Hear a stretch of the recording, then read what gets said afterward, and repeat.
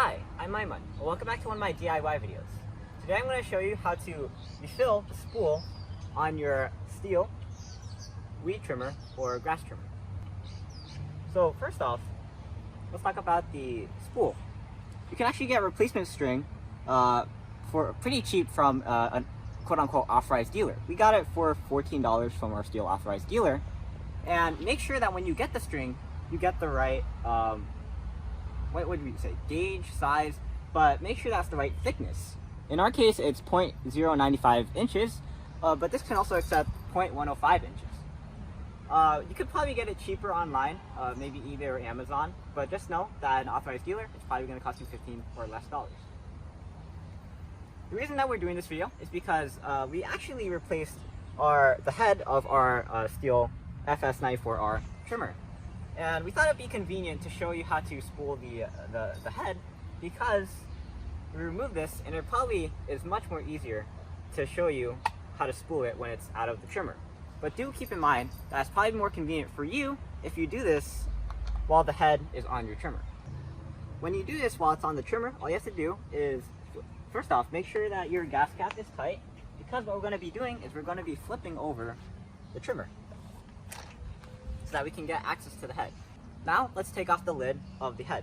In order to do that, you're going to notice that on the edge here there is a hole where you can insert your finger, or a little thin strip hole where you can insert. Now we're going to take off the lid of the head. We're not going to do it on the trimmer. We're going to set that aside, and we're going to take this already detached one so it's easier for you to see. The first thing you want to do is you want to locate these little holes on the side of your head. There is this one that's shaped for your finger, and this one right here that is shaped for a thin object like a screwdriver. And in order to take off the lid, what you want to do is you want to put your finger. Okay, keep in mind this one is a bit broken, so you want to put your finger in this little hole and push it, and basically you want to push it and lift it upwards so that this little ledge right here is pulled upwards. You want to do it on the other side, and if you're not able to use your finger, you want to take a thin screwdriver, probably a flathead. This is not a flathead. And then you want to push it in. You'll see real closely that, and then you're going to be able to lift it upwards. The next thing you want to do is you want to keep track of these eyelets right here. I mentioned this in my other video, but it's going to be a huge inconvenience if you lose them. So don't lose them. And now we're going to be looking at the spool. In our case, the spool actually came off by itself, but usually what's going to happen is it's going to be already secure like this. And what you want to do is, first off, if you're trying to take it out, you just push down on it and rotate it. And the reason why is because when you push down on it, you're going to be able to rotate it so that you're able to navigate it out of these little ridges and bumps that prevent it from being taken out. Now we have access to the spool. Alright, so my dad had a really big brain idea just now. Originally we were going to use the spool, the new spool that we have here in order to demonstrate, but we decided we already have this old string right here that we actually took out from here, so we're going to demonstrate with it. Now keep in mind, when you are installing some new string, you probably want to install enough so that the entire section here is filled, but I'll just try to give you a rundown of what we're focusing on. So first off, you want to just look around your spool on the inside. You should be able to find a little hole right here. I'm going to try to move it around so you can see it in the lighting. And you want to take the end of your string and you want to insert it in there. So this is why the thickness of your string is important. If it's too big, it's probably not going to fit. Or if it fits, it might break easily. If it's too thin, it's not going to friction fit correctly. And another thing, my dad suggested that we do this side first, and that is the side with this button on top. And the reason why is because when we eventually wound all of it together, there's these two little notches in here where we can store or secure the string. And that's going to be useful because after we wind this together, we're going to be storing these in these notches like this. And since we're here, you want a sort of a long length. I think this is a good length that you want. Not too little, because eventually you're going to need to install everything else. But we have this first spool in, and now we want to get the other one.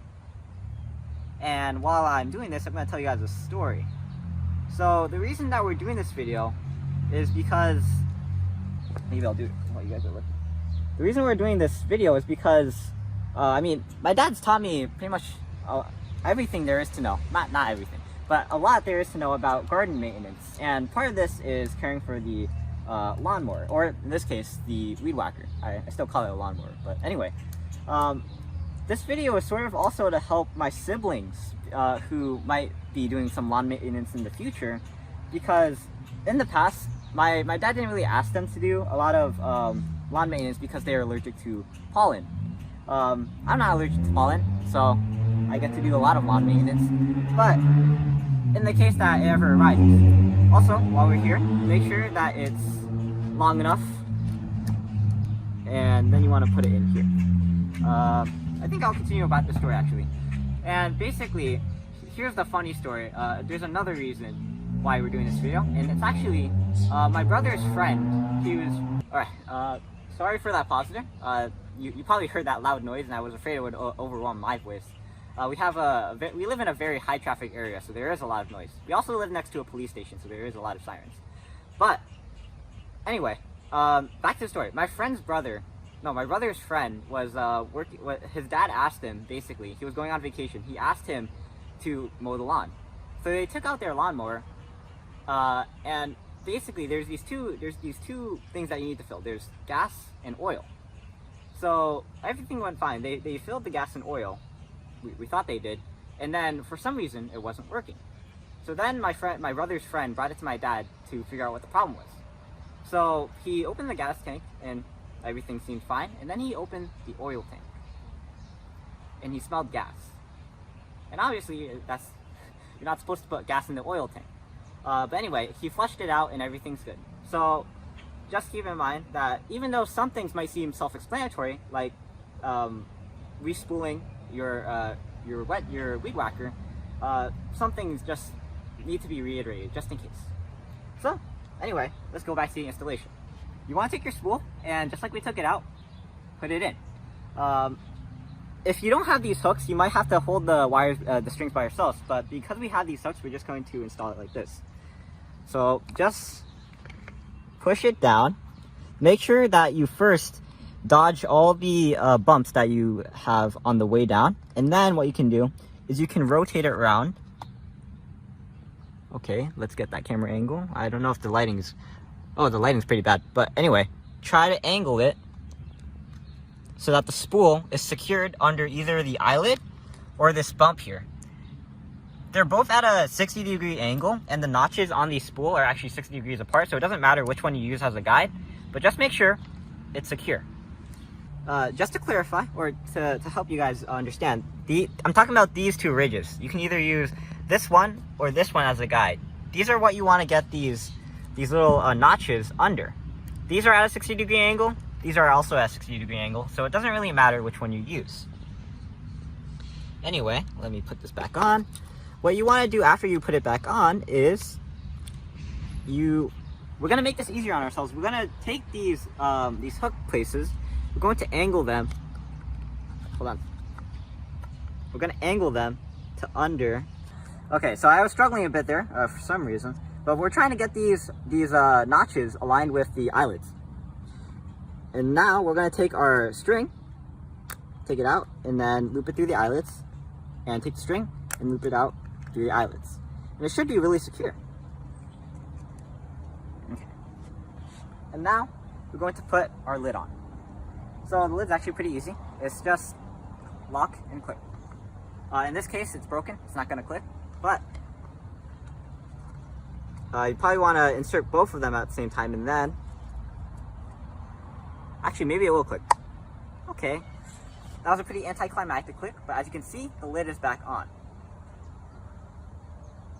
And in this case, you're actually not going to be able to install it like this. So if you do need to install, if this is how you replaced it, go check out my other video on how to install the head for your trimmer, because keep in mind, in order to install it, you have to actually unscrew all of this.